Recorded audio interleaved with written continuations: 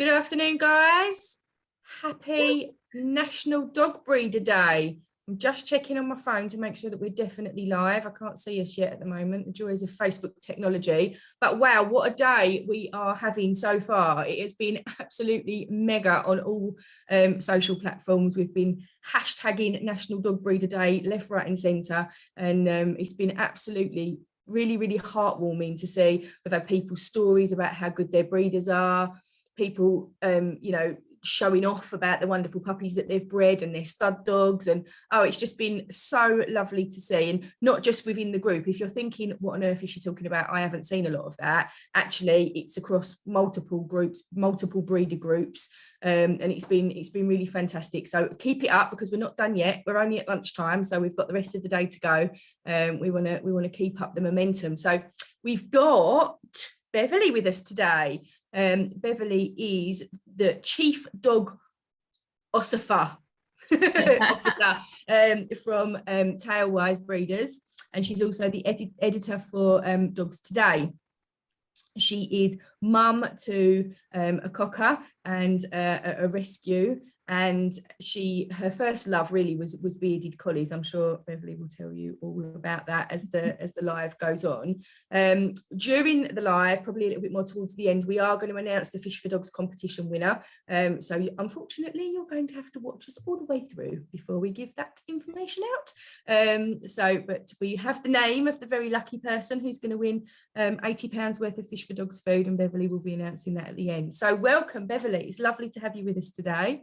Well, thank you for having me, and thank you for doing this, because I've been worrying that dog breeders, they really need something to give them a bit more self-esteem, because we've talked to people at Tailwise who haven't been embarrassed to tell their kids what they do, because there's a stigma, and there shouldn't be. If you're doing it really well, you should be proud and you should be treasured. But this does seem to be, some people have been a bit sniffy about people breeding dogs, and I'd like to see it, more professional, that people feel proud of being a good breeder.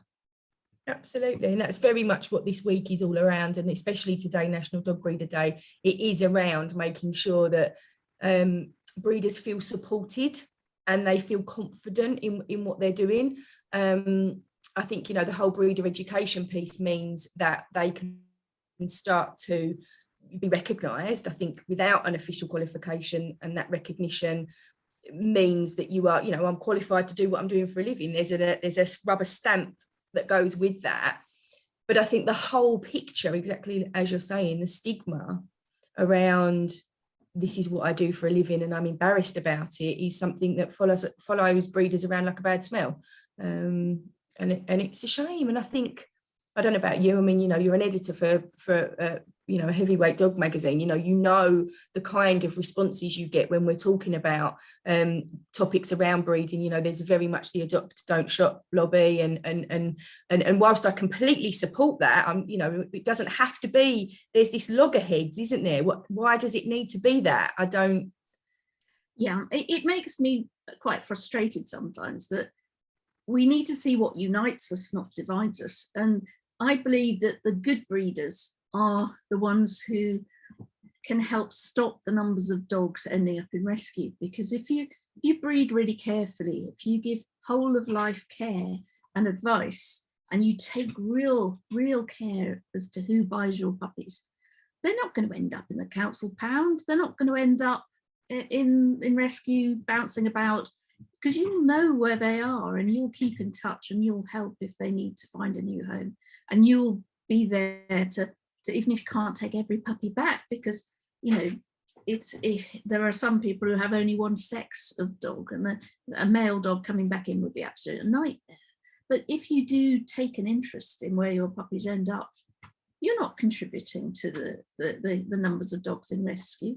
And if more and more people bought dogs from people like that, who really care, really want the best possible homes, we'd have fewer dogs in rescue. And so we're all on the same side. It's not, and people aren't just rescuers or puppy owners.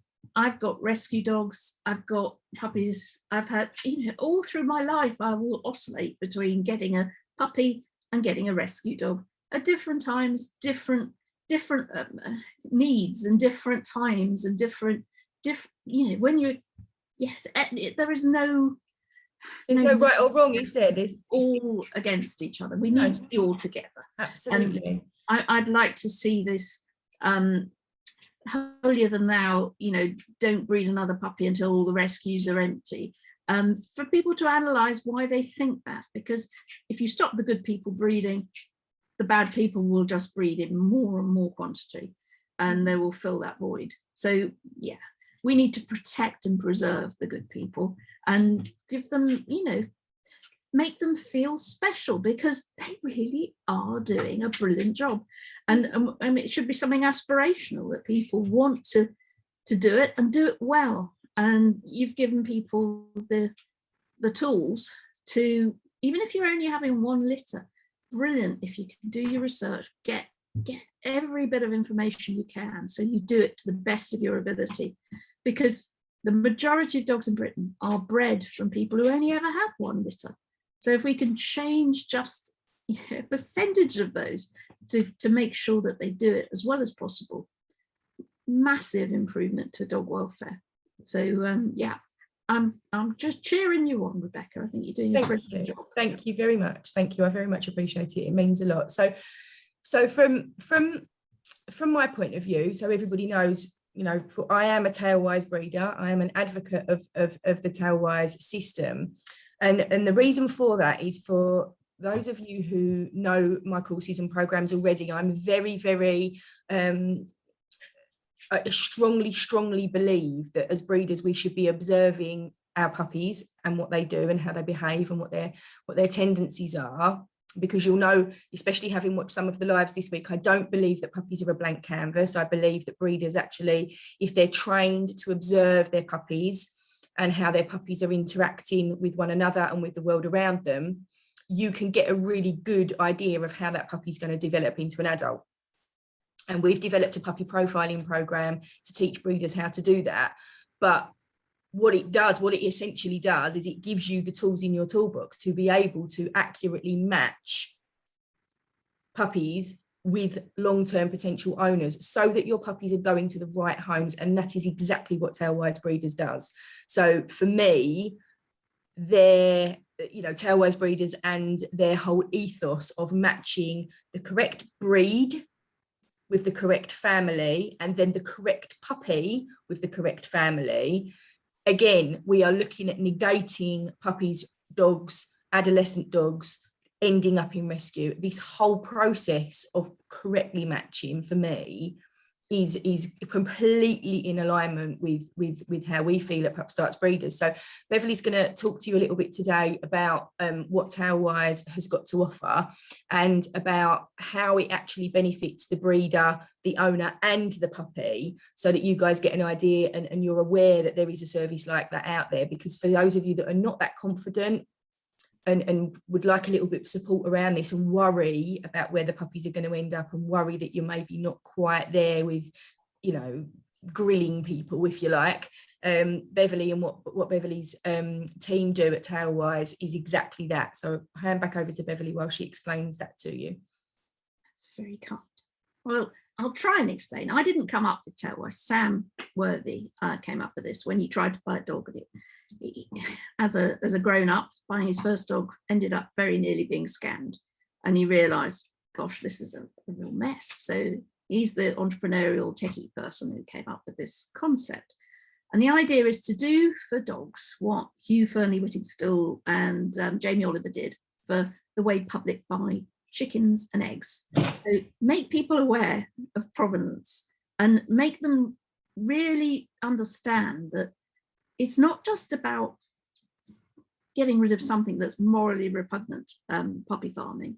It actually, if you buy a dog from that network where mum has not had a proper life and the puppy's been reared in somewhere where there's just a shed full of dogs and there's hardly any human interaction, it's going to be much harder to transition that dog into a good, healthy, happy home life, because there's no longevity there. There's no history of generations of dogs being pets. There's generations of dogs being abused.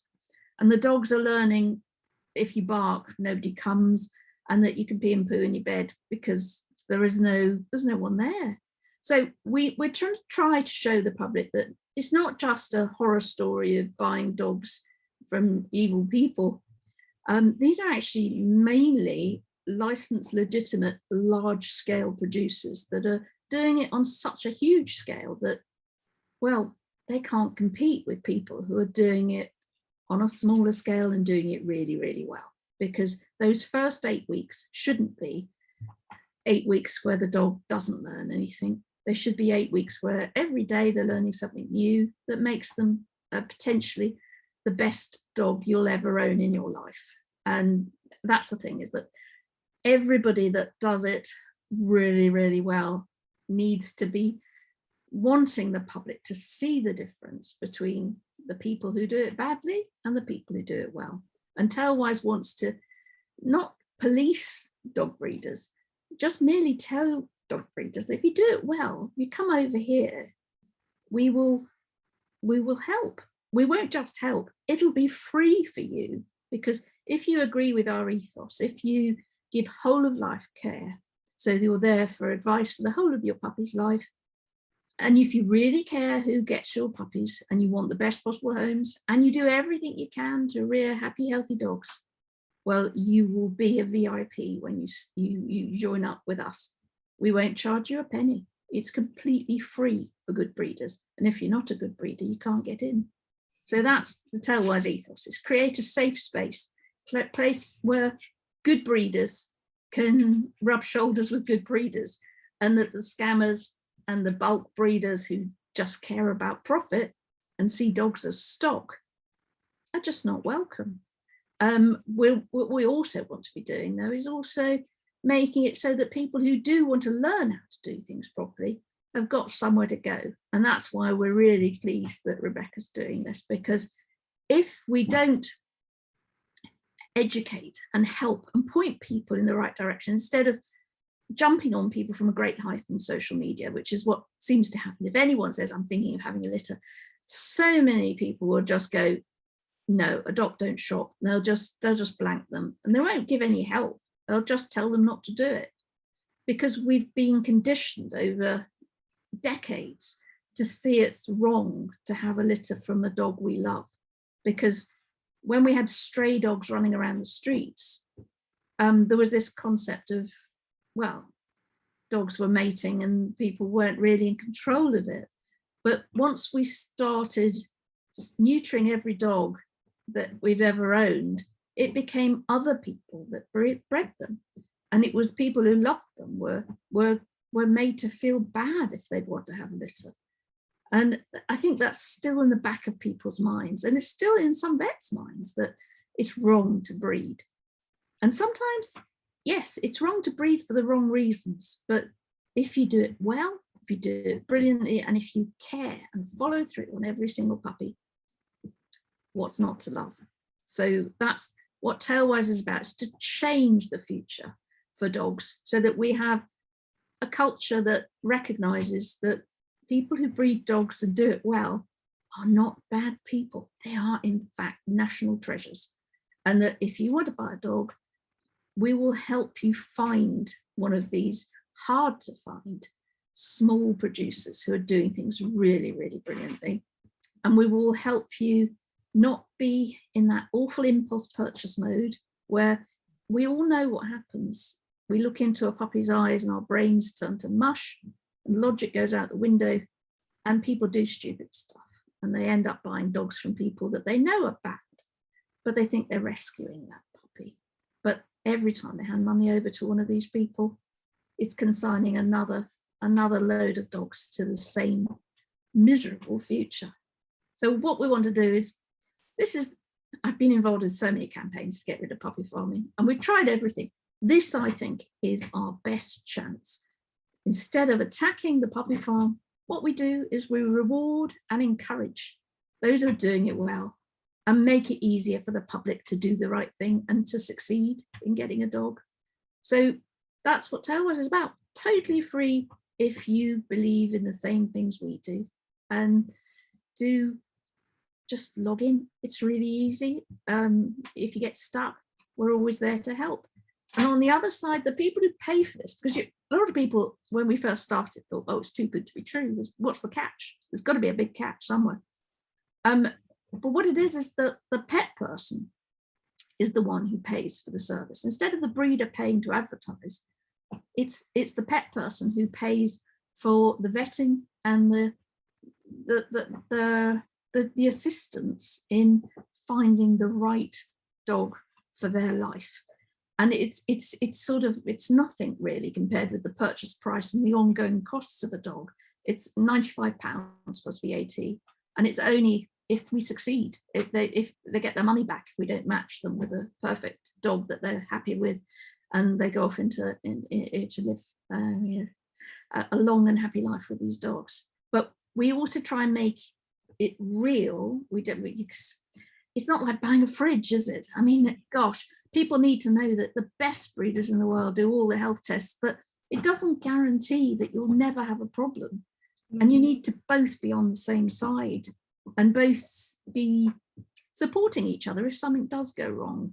And that's something I'd love to know if you do that on the course, the customer service side of things, the thing about how to manage crisis, because every now and again something will happen. And I've seen some amazing breeders deal with it so well, an unexpected thing going wrong. And they've totally got into the mindset of the pet owner, and they've come through it as friends. I've had it with my own dogs. I bought a dog that had a terrible hereditary problem, but me and the breeder never fell out because she wanted the best for the breed. I wanted the best for my dog. We were on the same side.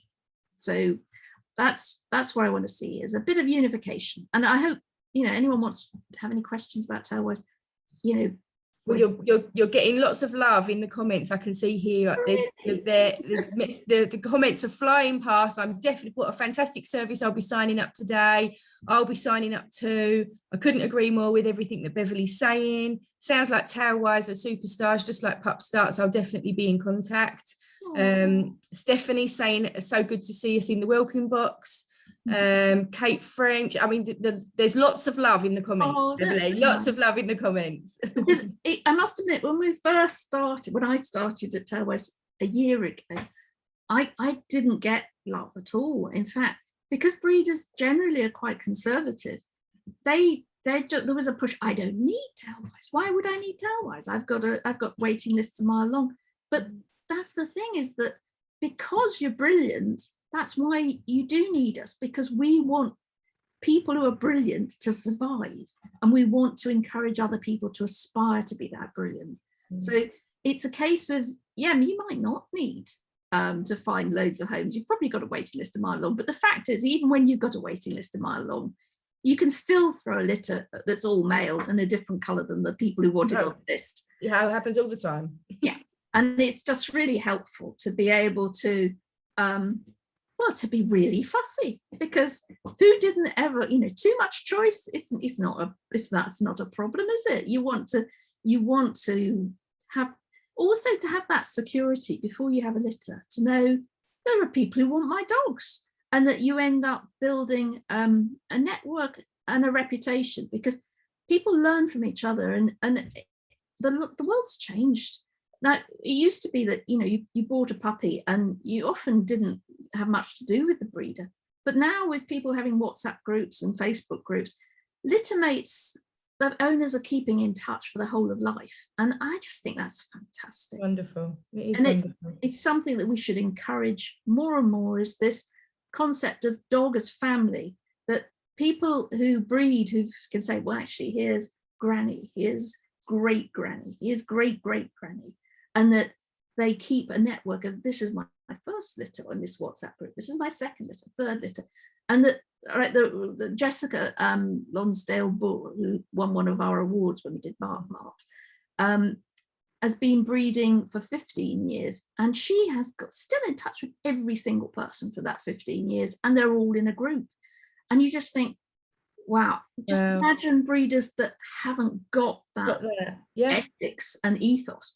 they would be terrified to have a group of people who bought from them for 15 years, all talking to each other. But that's the thing, if you're really a great breeder, every puppy that you have put into a lovely home is just singing your praises to people. And we just need the public to seek out people who are like that, who are these people that are wanting to know, you know, because everyone takes so many photos of their puppies, but your breeder won't get bored when you send them pictures. And that's the thing, is that you want that. And all the brothers and sisters, I've had so many lovely conversations with breeders who do things like they have an annual walk on their birthday where their whole litter comes back and they all have a meet up, and even if they've come from a long way away, they all stay in dog friendly accommodation, and it's the highlight of their year, is this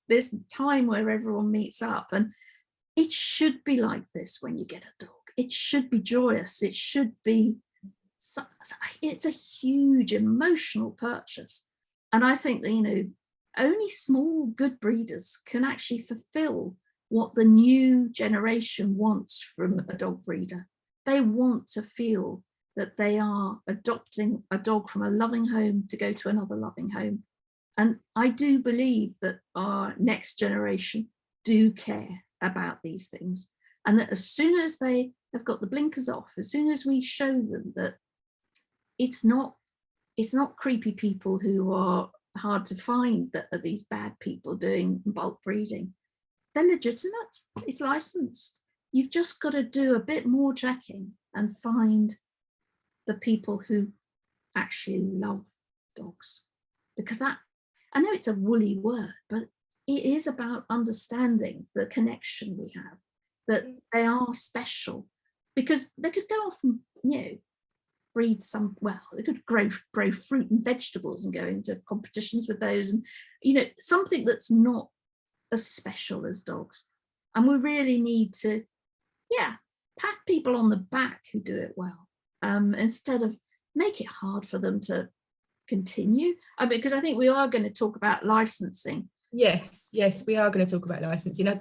Before we do, I just want to say, from my point of view, having a connection with something like Tailwise or a company like ourselves, where there is a support network, and there is a foundation and a layer of support for breeders, I think that in itself stands you apart, because people who are not truly caring about their puppies, they're not going to be in Tailwise. If, let's just say you did accept everybody that came to you, which I know you don't, but hypothetically speaking, they're not going to come to Tailwise. That's far too much effort. They don't care. They don't care it like that. They're not going to come to me for a course. They don't want to learn. They don't want to invest. They don't care. They just want to earn as much as profit as possible, and they're not interested in the bigger picture of it all. So just by the very nature of people being here and learning, people joining Tailwise for the support that offers, if you're even in that place, in that step, if you're even seeing this stuff, you're better. Yeah, it's a very good point. You're better, you're better. So the licensing element of things, unfortunately, the public perception, of my point of view, the public perception is that if somebody's licensed, that's some sort of stamp of approval. And I guess it is to a degree, but I personally don't think that it goes far enough to actually preserving dog welfare in a way that we would have dogs' welfare preserved. Yes, it means that dogs have an appropriate amount of space according to the license. Yes, it means that they have their own water bowl. Yes, it means that there is a specific amount of dogs per household or per kennel block. And yes, somebody's going to turn up and do a spot inspection.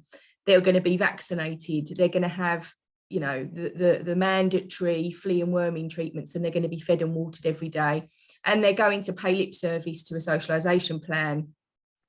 But actually, for me, there is lots and lots more that needs to be done. The recent, 2018 changes were, a step in the right direction. However, I feel that there is a lot more that can be done with the licensing to take it to the next level. And I know you've got some thoughts on that, Beverly. So what do you think? You know, I know how knowledgeable you are on the subject. What do you think is being done to address the inadequacies with the current licensing? You know, like, where do you see improvements being made? Well, I think there's so many ways we could change it.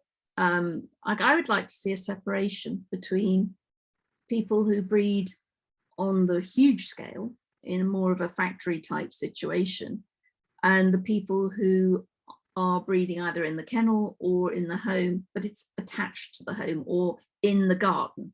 So there's those two are worlds apart, and at the moment are sharing the same system.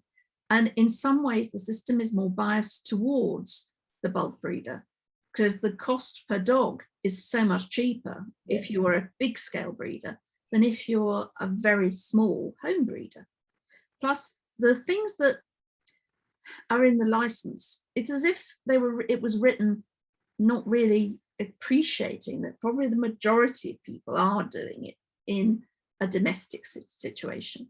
And I feel that it's seen as like a negative, that they want you to change your home into a kennel, rather than the people who are breeding in a kennel change theirs into a home. Absolutely. And I think that's what we need to do, is to see the home as the best place to be breeding, and that the people who maybe sleep next to their dogs, there should be some sort of bonus for those sort of people. It should be. You know, I think, you know, the people who go home at night and leave them unattended, I don't think they should be getting 4 stars. I'm sorry, but I don't feel that's adequate. No. And that's those sort of things. We need a star system that the public can appreciate, so that it actually reflects, I'd like to buy a dog from that person, because they are not just have got, you know, the building regulation side of things all sorted, that they're actually doing a brilliant job. Also, I think that the resources would be stretched so thin if at the moment there's this confusion as to who needs to be licensed. Yes. Because it's badly worded. I mean, there's 3 litters or less. You know, either it's that or it isn't. But you've also got this business test. And if the business test is correctly applied, it would mean, well, who knows what's correct as well, because there's interpretation there. There's so much confusion. And there's so much prejudice against breeders that in some areas, local authorities will be completely anti-breeder. So when you do the right thing, you'll find that everything is put in your way. Every obstacle, You'll end up with planning around you, you know, sniffing around. You'll be told to reduce your numbers as if the dogs are stock, not family members. It's all wrong. We need it sorted out. And I think really any sort of, we need to talk about it as well and decide what we all want from it. But I think that it has to be welfare first. I'd love a license that people were not afraid of applying for, because at the moment there's this sort of nervousness about it. I'd like it to be something that people welcome, because they can show off how great they are. Absolutely. It rewards the good behaviour. Completely. Let's have, I'm not against licensing at all. No, I'm not against licensing. And I think, you know, I'm an ex-licensing officer. I'm totally not against licensing. But I think you're right. I don't think that, I think the difficulty comes in that you have to actually be able to police this stuff. So, you know, you can't make it super complicated that it can't be policed. But what it doesn't do for me, and what it doesn't cover for me, is there isn't the ability for somebody to go and meet a breeder, analyze the dogs, see that the dogs are happy, healthy, bouncing, you know, content in their environment, and therefore go on the basis of that. You know, there's like, I appreciate they have to be able to universally apply this stuff. But I think if licensing officers had specific training, and they weren't also licensing pubs and, you know, all of the other places that people are licensed, you know, restaurants for alcohol, they're not industry specific. And this is, again, you know, back to the breeder education piece, all of this stuff, dog breeding is not taken seriously, which is crazy given what was it, 3.2 million people last year became pet owners. So puppies and kittens, but additionally to everybody else that already had their pets. Yeah. And yet still licensing officers are not trained to do the job specifically. There is no specific education. There is no specific guidance. It's all very grey and, and I think one of those things, just sort of, just a little bit of a dog breeder over there in the corner. And actually, the things we're breeding are people's best friends. Come on, it's crazy. And I think, politicians have woken up. Even in the pandemic, we've had so many leaps forward in legislation where they recognise that dogs are not things. Dogs are parts of people's families.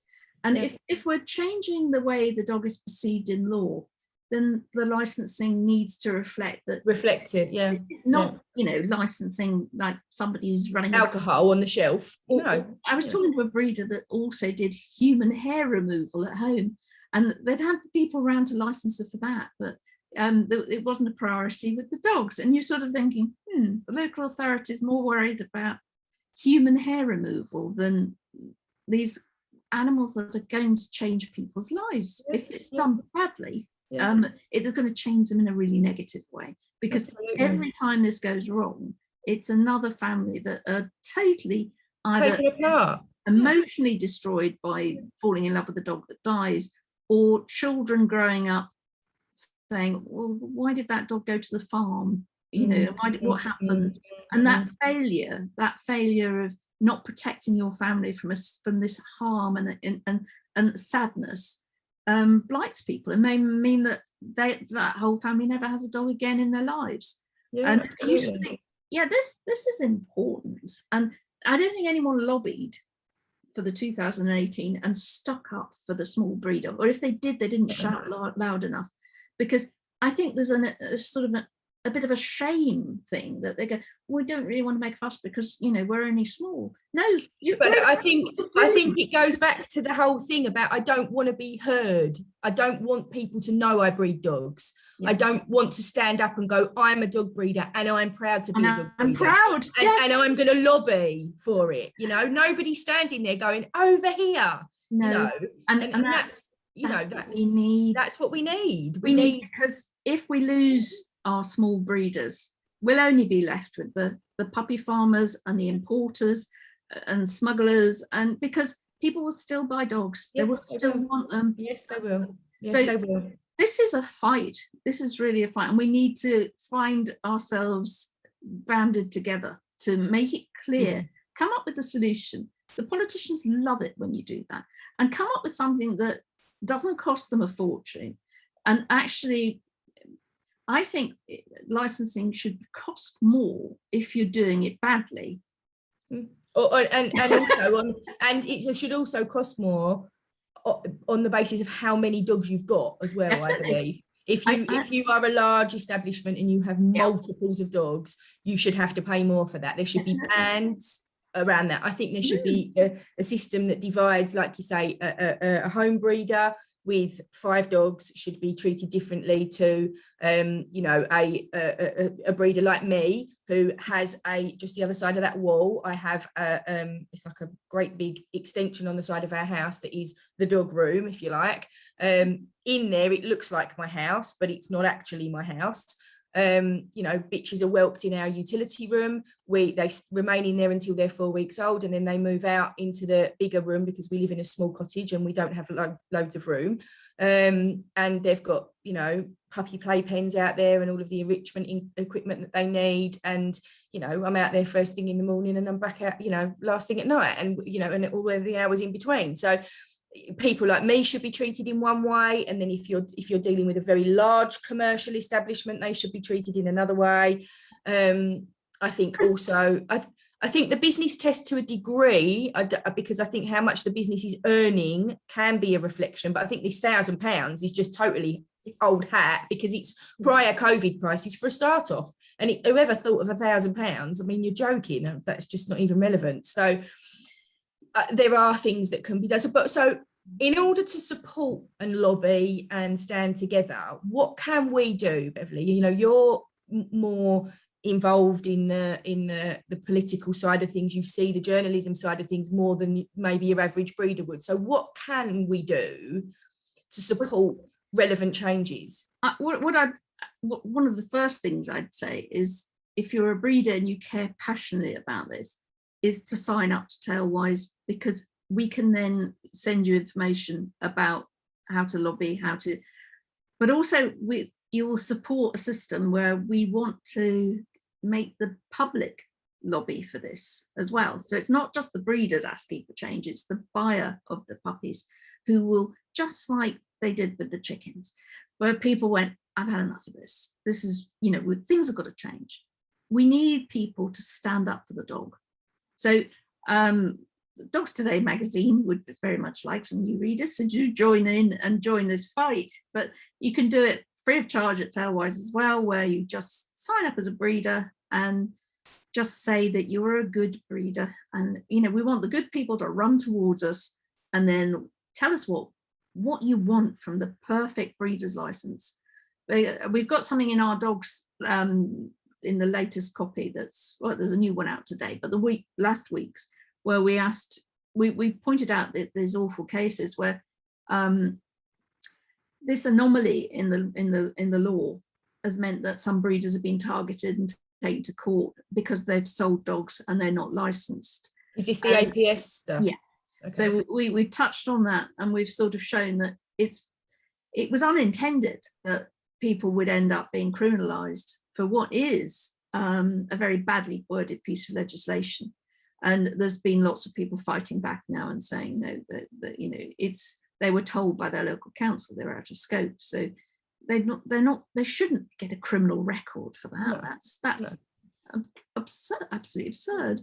But it shows that there is that stigma out there that it's all right to beat up little breeders, because who's going to stand up for them? Well, let's start standing up for each other, because this is just not. We would love people to prosecute the bad people, the proper criminals that are chopping dogs' ears off to make them sell more, be worth more as designer dogs from that perspective. There's this horrible fashion of dogs with their ears chopped off, somehow being more attractive to celebrity owners. Absolutely obscene. Now, yes, let's start sorting those people out, and let's concentrate efforts on proper criminals. But people who are trying to navigate the licensing system need a better system of licensing. It's no point prosecuting people because it's just badly worded. No, that was a nonsense. So so let's all band together and stop people just throwing rocks at small breeders, because if you're doing it well, let's unite. Let's have like a dog union where if you're on the same side, we're all batting from the same team, and that's that's so where it's at. That's what today's about. That's why raising the awareness, supporting one another, standing tall and saying, do you know what, I'm standing over here and I am proud of what I do. I am not embarrassed by what I do, because I do it to the best of my ability. And I'm not a puppy farmer. I don't, because I breed dogs, and even if I breed dogs and that is my living, that doesn't mean I'm doing it badly. I think that's a very good point, is there shouldn't be shame for actually earning money from doing a good job. And there's a huge amount of shame that goes alongside it. People feel like they can't. One of the first things people say to me, if I say to, if you meet somebody for the first time and you'll say to them, what do you do for a living? And they say, oh, I'm a dog breeder. And they sort of look at you sideways as if to say, well, okay, well, we need to gauge you then. You're a bit wide if you're breeding dogs, And then they'll ask you what you breed, and you tell them, and then they'll go, oh, so, what are they going for then at the moment? And you just think, okay, first of all, let me run you down about how much it's cost me to get to this point. Then we'll have a conversation about what I'm selling them for. And actually, the price of them is not relevant. Exactly. Because the how of them is what's relevant, not the how much, It was the commercial puppy farmers who put their prices up and up and up in the pandemic, whereas people who'd got waiting lists were selling at pre-COVID prices because they wouldn't want to let their their carefully selected owners down. No.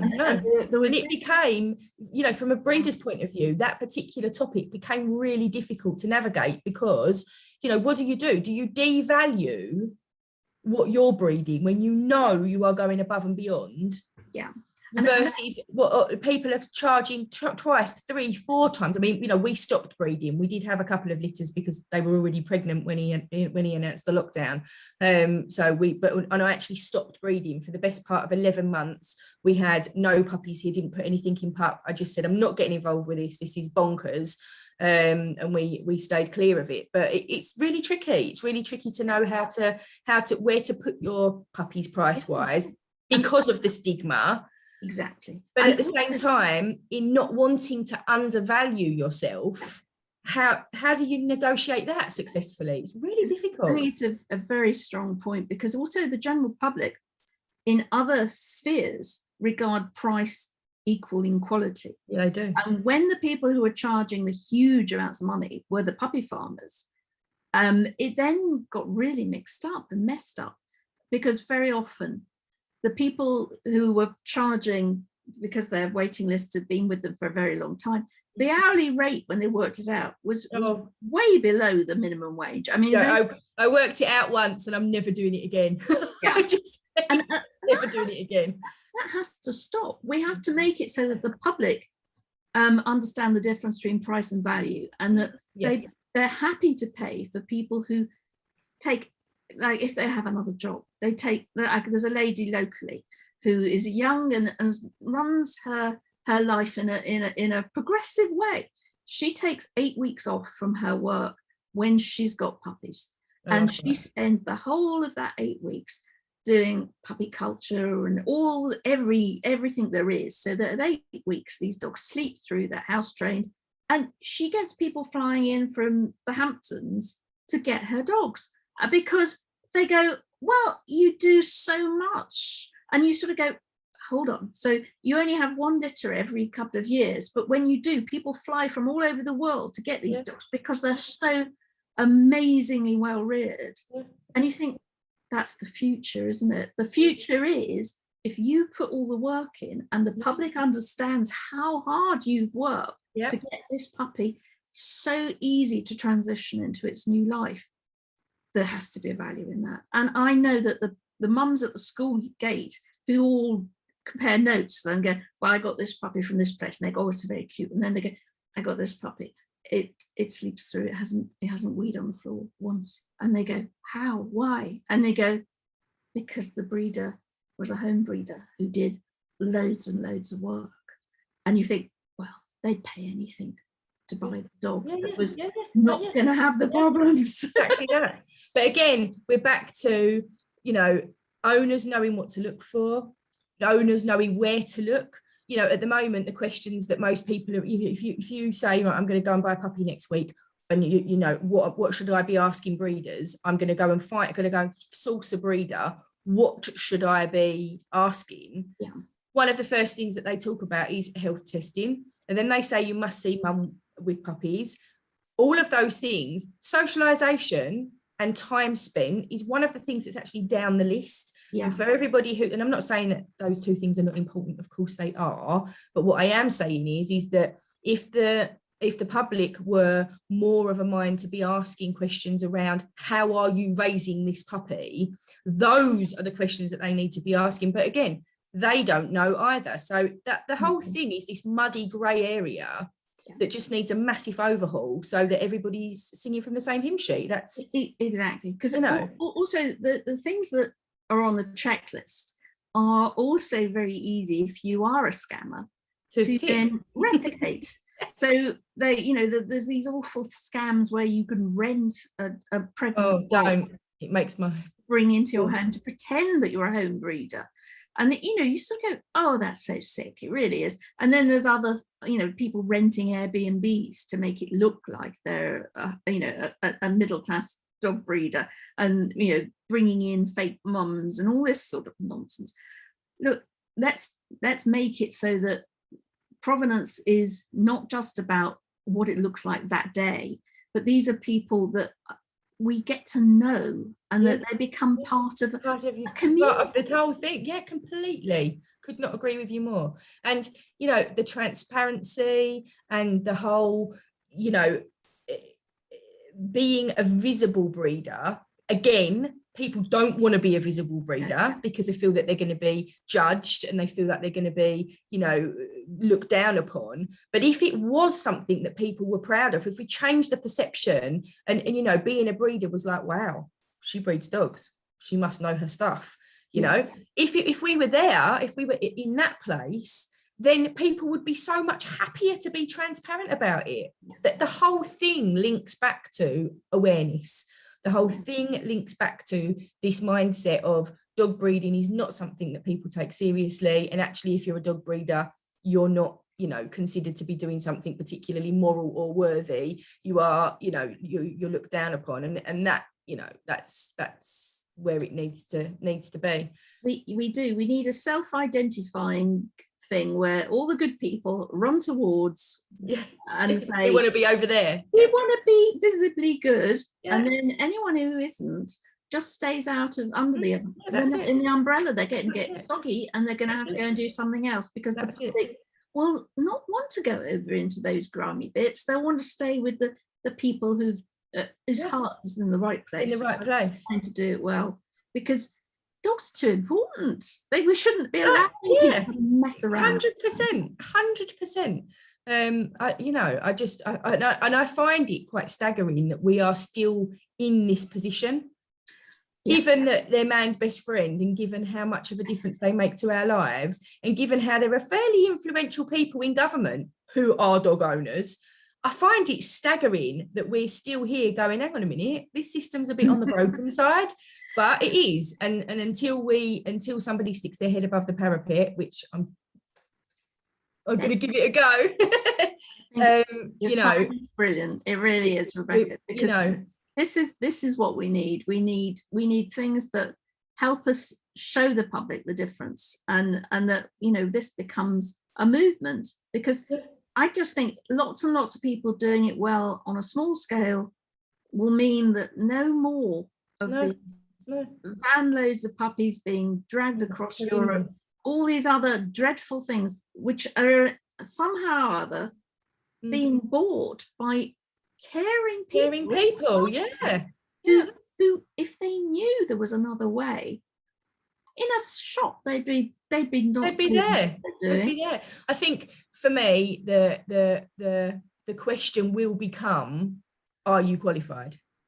I think we are moving towards a position where the general public are going to know about the qualifications that are available, because I'm going to keep shouting about them, because you know, the larger companies like Pets for Homes, Pet Plan, you know, yourselves, all of these big companies are only going to want to stand by people. Look at the changes that have been brought in by Pet Plan last week. You know, it is starting to become not cool if you are not proper and above board and doing things transparently, doing things with visibility. And I think the next piece to it, as with every other vocation that has gone before dog breeding, you know, you have to become qualified. You have to be a qualified electrician to be able to operate in people's houses. You have to be a qualified mechanic if you're going to fix people's brakes. It's going to become the standard that if you don't have the proper qualification, you shouldn't be doing it. And it will be like, just like the licensing, people ask more and more and more about the licensing. The next set of questions is going to be around the qualification, because there's one thing saying you can do something, but it's another thing having that rubber stamp. And again, the right people who are proud of what they do are going to want to be the best they can be, and they're going to want that kind of recognition. They're going to want the certificate on the wall to show their owners, just like they want to be a Tailwise breeder, just like they want to stand next to Pup Starts breeders and say, you know, we're really proud of what we do. And that whole feeling, all of those pieces in that holistic picture, is what is going to preserve and protect the dogs of our future. And I am absolutely adamant that is how it should be, and that is how it should be perceived. So yeah, I could go on about that subject until about 4 o'clock this afternoon. I find that I can talk about this until Me Little too. dogs come home. Me Yeah. too. Me too. But we mustn't keep them waiting anymore because we've got a winner to announce. So, Beverly, over to you. Drum roll. Like to, yes, drum roll. Been doing drum rolls all week. I hear this is an extremely good prize. Fish for Dogs have been very, very generous. The winner is Monica Sauce. Yes. Congratulations. Nice. I hope you're still listening in, and carry on the good work of telling other people about the other way of breeding. So do sign up to Tailwise. I shall look out for your name. Yeah, absolutely. Monica's won because she was absolutely fantastic. She jumped on all of the posts. I can see she's commented there. She's gone, oh look. She jumped on the post. She tagged like, I don't know, 1 million breeders to get into the group, and to tell everybody, you know, to get in here for the education this week. She's saying she can't believe it. Thank you so much. It's our pleasure, Monica. You really worked hard to get people in here, and that's what we want. You know, people like you who are working hard to promote ethical breeding are the people that we stand with. So you get to win the prize, honey. If you drop me an email or a PM, I need your address so that I can forward it over to Fish for Dogs, who, you know, as Beverly says, have been extremely generous in supporting us. Fish for Dogs are, you know, a wonderful company. They're not one of the larger dog food manufacturers, but their ethics and their come from place with their nutrition and the food that they make is excellent, and especially for breeders, because the omega-3s in their food particularly really help puppy brain development. And if you go back and watch the epigenetics live, you will know why that's really important. So it's been absolutely fantastic talking to you today, Beverly. Thank you so much for joining us. Oh, thanks for doing what you're doing, and I really loved it, and we'll have to do this again another time. We will do. And in the meantime, everybody, happy National Dog Breeder Day. Get all over socials if you haven't already. This is what it's all about. We need you plastering pictures of your puppies all over the internet with the hashtag National Dog Breeder Day, so we can get as much coverage as possible, so we can get this stuff in the limelight. Thanks again for listening, guys. We'll see you all soon. Bye bye, Beverly. Bye bye.